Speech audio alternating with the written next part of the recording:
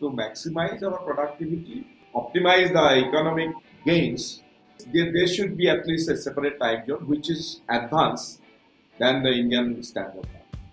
Setting that in 1 hour for them in certain parts of the country is not going to be a simple thing that like, okay, change your clock. The idea of a standard time zone has become so integral to our lives as Indians that we assume it's some sort of naturally occurring phenomena. The reality is that time has always been set to suit the convenience of human beings' social and economic lives. In the context of the Northeast, for years, legislators, activists, industrialists, and ordinary citizens have complained that following the Indian Standard Time, or IST, affects their lives and productivity. To understand what it takes to incorporate another time zone in India, we spoke to Mr. Pradyut Bodaloy, an MP from Assam, who most recently introduced a bill in the Lok Sabha to demarcate a separate time zone for the Northeast, and Professor Venugopal Achanta, the director of the CSIR National Physics Laboratory, which generates and maintains the official Indian Standard Time. We ask, is it, quite literally speaking, time for a change? This is not a new demand or something. It has always been there in the Northeast. Even in India, and the mainland India, there used to be two times, like Bombay time and the Calcutta time. You know, the pre-independence period I'm talking about. Time is a notional number, right? Like, so it's all relative. Right. So we have world time zones defined based on the concept that like in 24 hours Earth is rotating 360 degrees. So it takes about 1 hour for 15 degrees. So any geographical location which is 15 degrees away from each other, they're ideally 1 hour separated from each other. In India, we have about just little more than 28 degrees is the geographical coverage from westernmost to easternmost points. That translates into a time difference of 2 hours across the breadth of our country. You get the first sunshine at about 4:30 in the morning, whereas you have to wait another 2 hours to get the first sunshine in Jaisalmer or western part of Gujarat. So that necessitates that we should have multiple time zones to maximize productivity and maximum utilization of the day hour times. Why only Assam Chief Minister? In fact, other Chief Ministers of the Northeast, you take the example of Mr. Pema Khandu of Arunachal Pradesh, or Mr. Konrad Sangma of Meghalaya, or you mean Mr. Nefiru of Meghalaya, they are all saying, let us create a situation that our people can really harness and maximize their potential, maximize their productivity. That would also change because we want economic progress, we want human capital, and they can contribute immensely.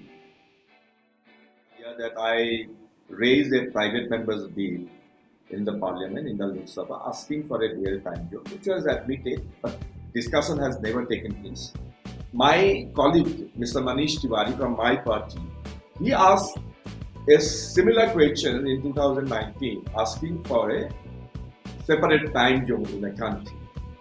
And then he was told that for strategic reason, time zones cannot be given. This is something I don't understand. My hunch is this, it would probably necessitate secession or something. This is a very absurd and laughable argument. Today, Assam and Northeast is part and parcel of the Indian nationhood, and we are firmly integrated with the country, and we are all working for the progress of the country. For long, scholars have associated Western India's higher development index scores to the fact that people in the Northeast maybe wake up earlier and do less with their days. In fact, the need for a separate time zone has been pursued multiple times, both via legislatures as well as our courts, all with little success. What then could explain this general deterrence to incorporate another time zone for the Northeast? Setting that 1 hour off for them in certain parts of the country is not going to be a simple thing that like, okay, change your clock. It's going to affect financially, economically, and even for the day-to-day life. My another colleague, Mr. Sasi Tharoor has also said that why dual time zone? There can be multiple time zones like USA, like France.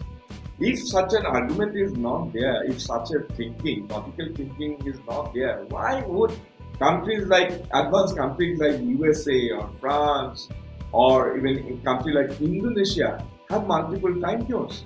The gains, if any, are going to be less compared to the infrastructure which needs to be changed, because you need to coordinate all the transport, right? Not just railways, airways, bus, everything, like, so all the transport. Then we need to look at banking system, then we need to look at the markets, right? Then we need to look at the communication itself, like, so day-to-day life is going to get affected. You can look at the studies of the National Physical Laboratory of Canada. So that they gave a very elaborate analysis, and what they say that if you have a separate time zone for the Northeast, you save 20 million kilowatts of electricity. To put in perspective, the national generation and the usage in the country is of the order of like 1300 terawatt hour. Even that calculation assumes that we are saving 1 hour daylight time throughout the year. But in reality, the figure 5 clearly shows that the actual gain is only during those 3 to 4 months of the winter. Right?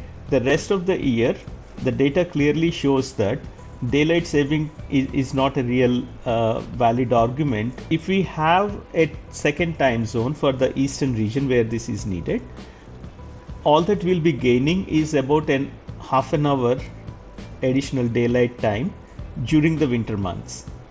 The biological clocks of all these people, locals, has to also get reset. At this point, it seems clear that there's more to instituting another time zone than what immediately greets the eye. What are the technicalities that accompany a second time zone, and what would it mean for lay Indians? Assam has been called as the land of Lahe Lahe. Land of Lahe Lahe means land of slowness. It has all happened after independence. Say in the villages of Arunachal Pradesh or Assam or Nagaland, the people get up very early as probably 4:35 maximum.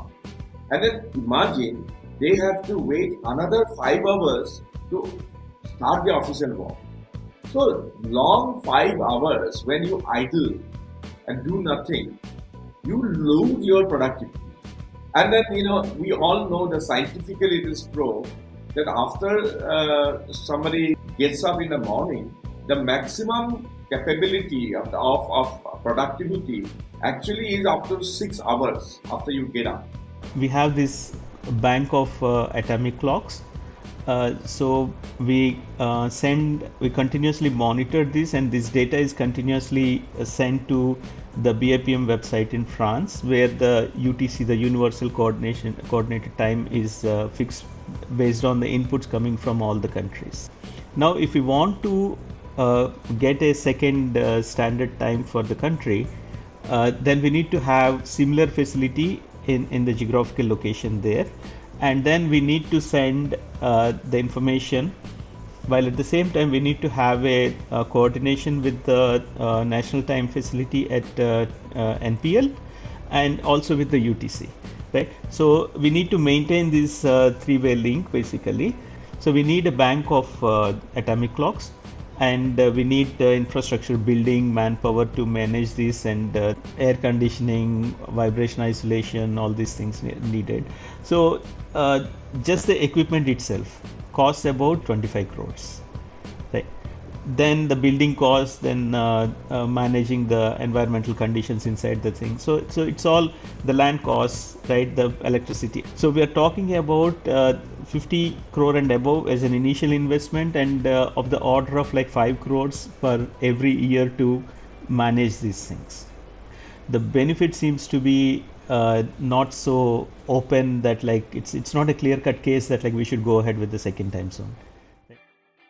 That to maximize our productivity and to optimize the economic gains, and even there are also other ramifications on health, customs, and general upkeep. There should be at least a separate time zone which is advanced than the Indian standard time. Yeah. All said, it's not difficult. People in the Western world have got adjusted to this, so it's not an impossible task.